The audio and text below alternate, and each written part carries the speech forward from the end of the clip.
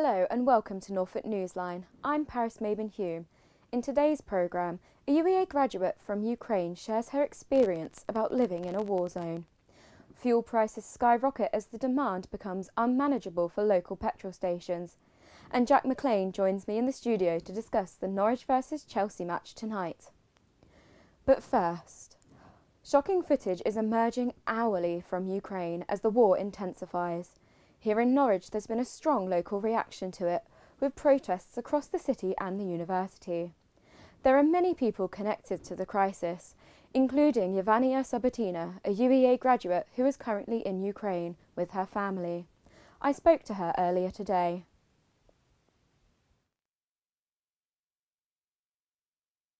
Whereabouts in Ukraine are you and what is it like there?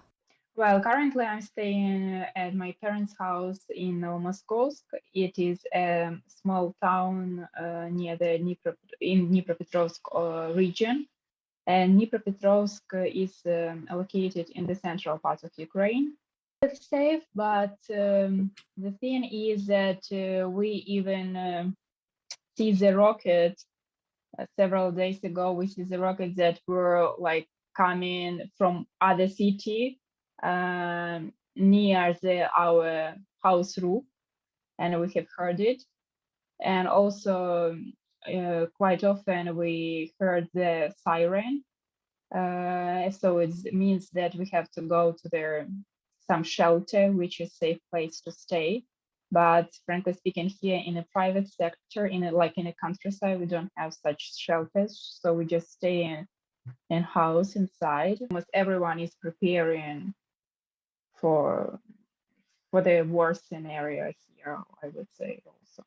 It was announced today that the British government are now letting Ukrainian refugees apply for a visa digitally instead of going to a visa application centre. So is this something that you would also consider? So currently it's so in Dnipro, but we do not know what is going to be next day. So yeah, situation is changing all the time. I already packed my backpack, just some necessary documents, some money, just my passport, and we are just waiting how it's gonna be changing because no one knows. Drivers in the UK have been hit by the biggest ever daily rise in diesel and petrol prices. Motorists already reeling from the cost of living increases have seen fuel bills rise in recent days as oil prices have soared amid concerns over the reliability of supply due to Russia's invasions of Ukraine. Tom Porteous has more. Nearly £1.60 a litre, and the prices continue to rise. The impact of the crisis in Ukraine being seen at the petrol stations in Norwich. Yeah, I filled it up 2 weeks ago, thank goodness, and saved a small fortune. Yeah? Part of the sanctions accepts no Russian oil or gas, and that has an impact on fuel prices, then that's something that I'd be willing to personally pay. However, a lot of people are in very, very tight financial situations, so they may not be able to cover those costs. So yeah, it's a tricky situation for a lot of people.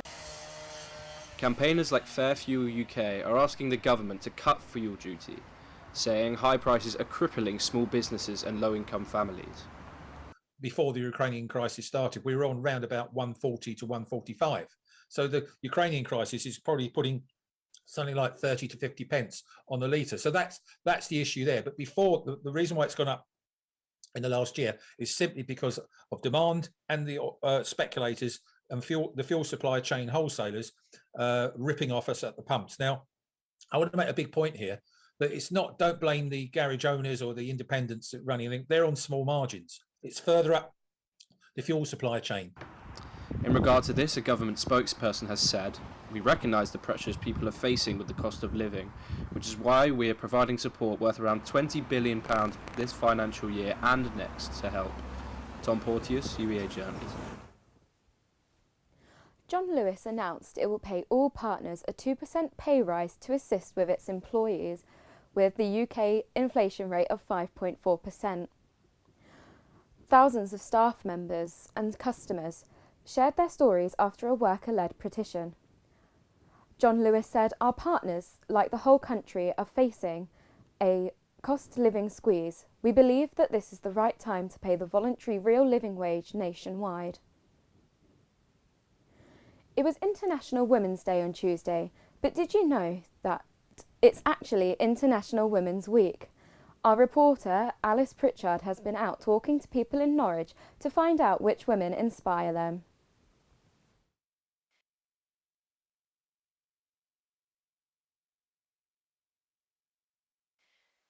In 2022, is there still a need for an entire day or even an entire week dedicated to women? Break the bias was the theme of this year's International Women's Day. But what do the people of Norwich think? So what woman inspires you? Any woman who's living true to themselves.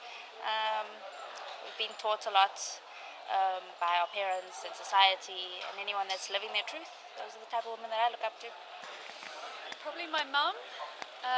She's very independent. She lives with my grandparents and she does a lot for the house. She doesn't work, but she always tries her best and she does a lot for the family, and I really appreciate everything she's done for me.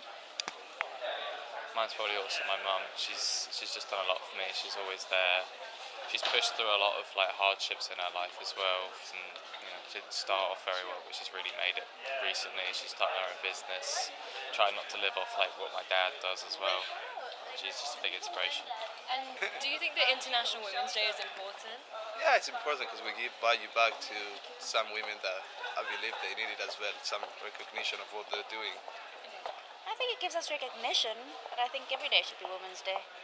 Yeah, I think it's really important. It's a good time to reflect on who matters and all the women in my life that have made a difference, like my friends and things. It's really nice to you appreciate them all the time, but it's important to just take a break and a moment to reflect on it and really consider what they've done.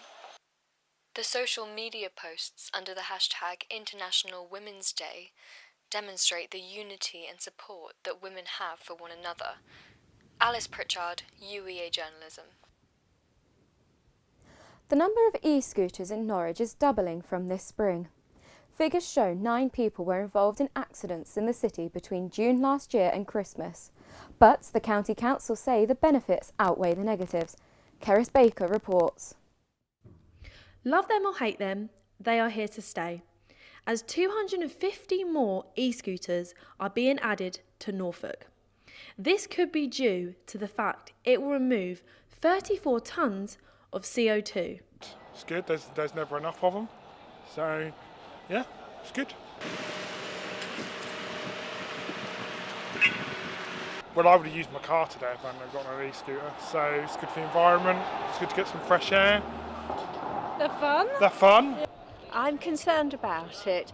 I don't think there are sufficient clear regulations. I fear that the guidelines are being overlooked.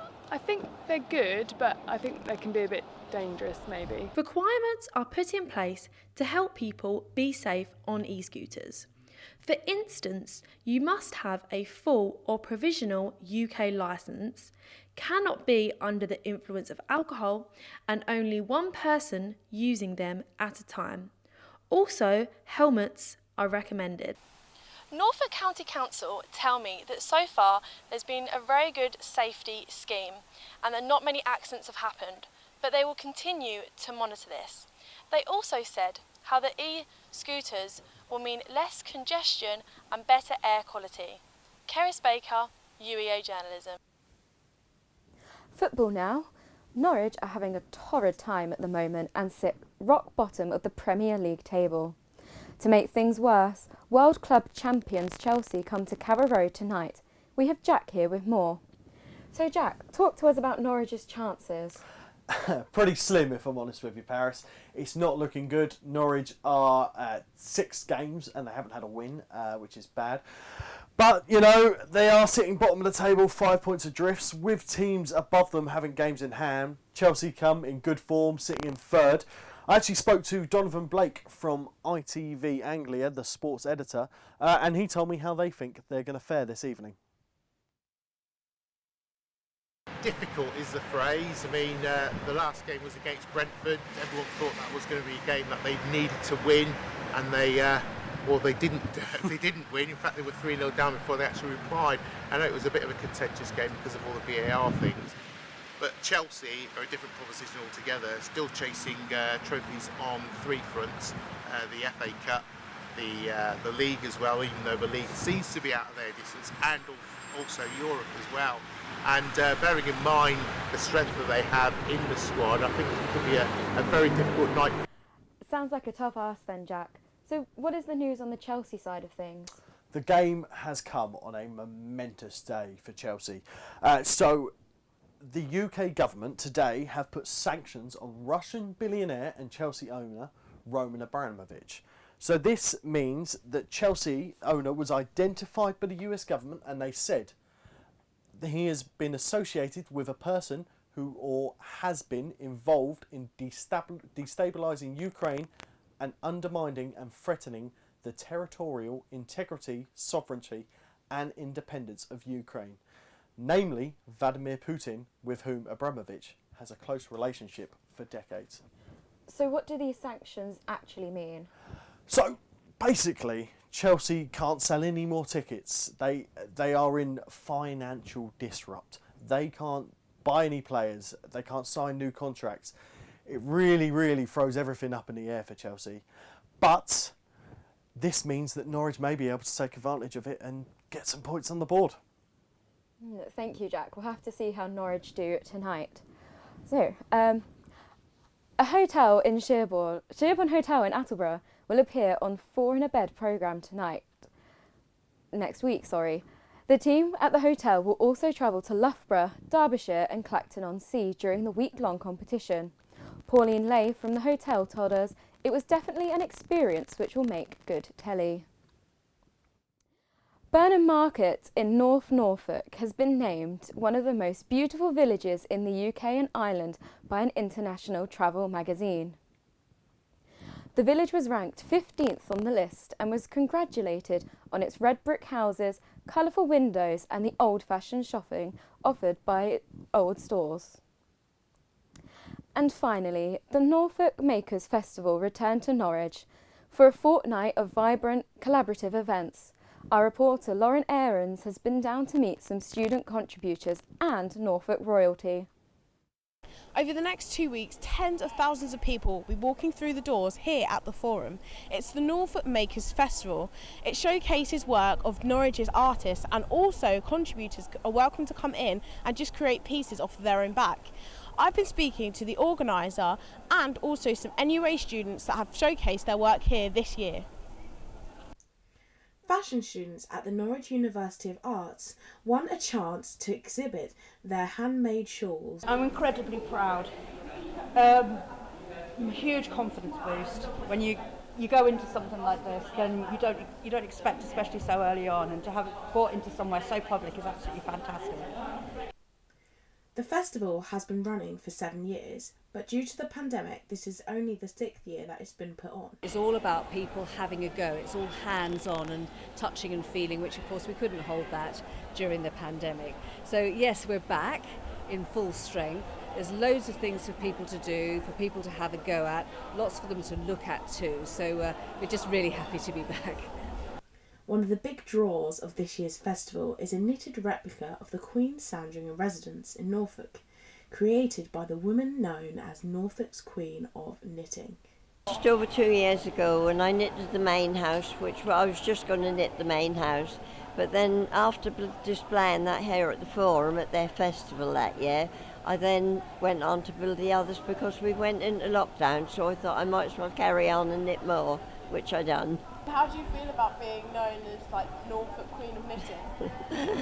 It seems a really posh title to me, but I still just knit to me. Fantastic. Doesn't seem anything special to me, but people are enjoying it and that's the main thing. For the next fortnight, everything from crocheted elephants to digital animation will be on show. As the organiser tells me, this festival isn't all about older women playing with wool. Lauren Aarons, UEA Journalism. Well, that was just lovely. It's even inspired me to maybe pick up a pair of knitting needles myself. That's all we have time for on the show today. I'm Pearce Maven Hume. Goodbye.